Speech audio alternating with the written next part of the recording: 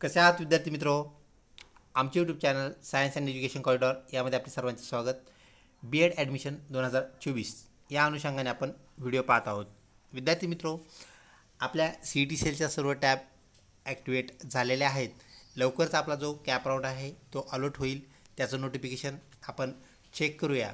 तर चला CET सेलच्या वेबसाईटला आपण भेट देऊया, त्यातून आपल्याला सर्व टॅबबद्दल माहिती मिळेल. तत्पूर्वी आपण जर आमच्या चॅनलवरती अजूनही नवीन असाल तर चॅनलला सबस्क्राईब करा. व्हिडिओ आवडल्यास नक्कीच मित्रपरिवारामध्ये शेअर करा. कुठल्याही प्रकारच्या शंका कुशंका आपल्या असतील, आपण कमेंट बॉक्समध्ये नक्कीच आम्हाला विचारा, त्याची आपल्याला उत्तरे दिली जातील. cetcell.mahacet.org असं टाईप करून आपण ह्या पेजवरती पोहोचला आहोत. विद्यार्थी मित्रो, इथं आल्यानंतर आपणास माहीत आहे, वरती स्क्रॉल केल्यानंतर आपल्याला विविध टॅब चेक करता येतात, पाहता येतात.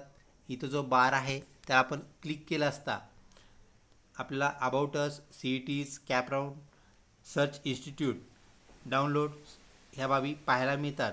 तर आपण CET याला क्लिक करूया. 2024-25 याला क्लिक केल्यानंतर आपल्याला लॉग इन पेज पाहायला मिळतं, ज्यामध्ये आपल्याला आपला ईमेल ID व पासवर्ड टाकून काय करायचं आहे, इनरोल करायचं आहे, ज्याला आपण साइन इन करणे असं म्हणत असतो. साइन इन आपण करूया. यासाठी आपला रजिस्टर्ड ईमेल ID यात रजिस्टर करूया, टाकूया. मी रजिस्टर ID व पासवर्ड इथे इनरोल केला आहे. पासवर्ड जर आपला चुकून विसरला असेल तर आपण आय फॉरगॉट माय पासवर्ड असं क्लिक करून आपण पासवर्ड परत काय करू शकता, रिसेट करू शकता. तर पासवर्ड रिसेट नेहमीप्रमाणे आपण जसा करतो सेम तीच पद्धत आपल्या इथे आहे. OTP आपल्याला रजिस्टर्ड नंबरवरती येतो आणि त्याद्वारे आपल्याला पासवर्ड रिसेट करता येतो. त्याप्रमाणे आपण तो रिसेट करून घ्यायचा आहे हरवला असल्यास.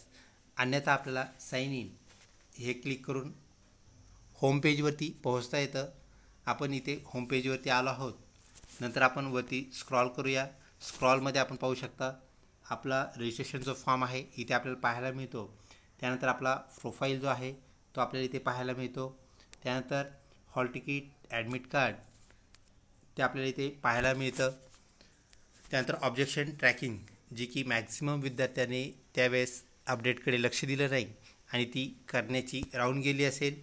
स्कोअर कार्ड, आपलं जे स्कोअर कार्ड आहे ते पण आपल्याला इथं पाहायला मिळतं, जे की CET सेलने सांगितलं आहे आपलं स्कोअर कार्ड वेळेत डाउनलोड करून घ्या. एक वेळ आपल्याला त्यावरती लक्ष ठेवावं लागेल. स्कोअर कार्ड डाउनलोड करून घ्या, तसेच त्याची प्रिंट अवेलेबल करून घ्या. आपणास माहीत आहे यावेळेस पर्सेंटाईलद्वारे आपल्याला मार्क्स कळवण्यात आलेले आहेत. इथे ऑब्जेक्शन ट्रॅकिंगमध्ये आपल्याला आन्सर शीट प्रोव्हाइड करण्यात आली होती. त्यानुसार आपल्याला पर्सेंटेजऐवजी आन्सर कीमधून आपल्याला आपले मार्क्स कळत होते. आपण जर ती डाउनलोड केलेली असेल तर नक्कीच आपण काउंट करू शकता की तुम्हाला किती मार्क्स मिळाले आहेत. तर B.Ed CET आणि त्यानंतर ELCT हे आपल्याला दोन बाबी इथे पाहायला मिळत आहेत. Objection tracking is close for this one. तर दोन्हीसाठी ऑब्जेक्शन ट्रॅकिंग जे आहे ते संपलेलं आहे, त्यामुळे आपल्याला इथे काहीही पाहायला मिळत नाही. त्यानंतर स्कोअर कार्ड जे आहे तर आपल्याला क्लिक करायचं आहे.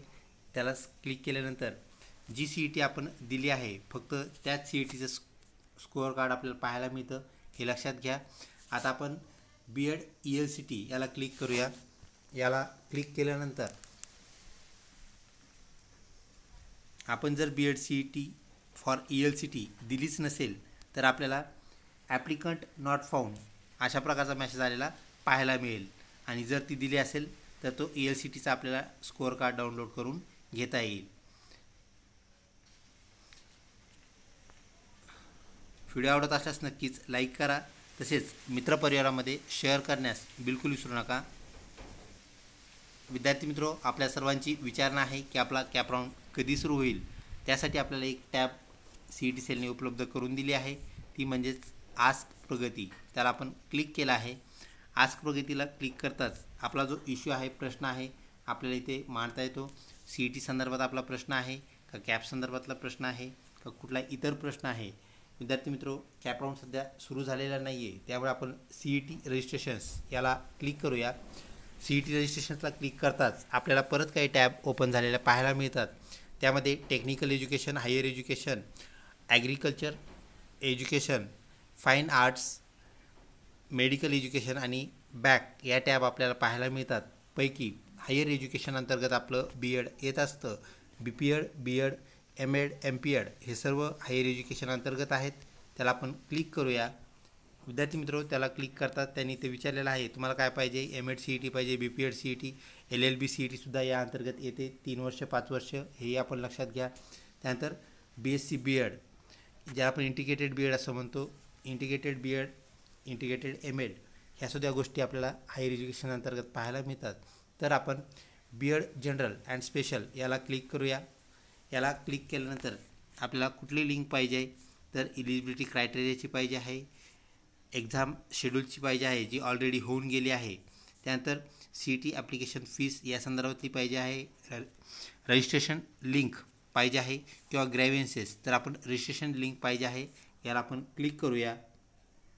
विद्यार्थी मित्रो, त्याला क्लिक करताच ऑफिशियल रजिस्ट्रेशन लिंक इथं दिलेली आहे, त्याला आपण क्लिक करता आपल्याला परत लॉग इनमध्ये आपण आलेलं पाहायला मिळतं. तर विद्यार्थी मित्रो, अशा प्रकारे ह्या टॅब आपल्याला काय करायचे आहेत, यूज करायचे आहेत, वापरायचे आहेत. यात दिलेल्या विविध टॅब्स आपण क्लिक करून पाहू शकता. त्यामध्ये सर्च बारमध्ये आपण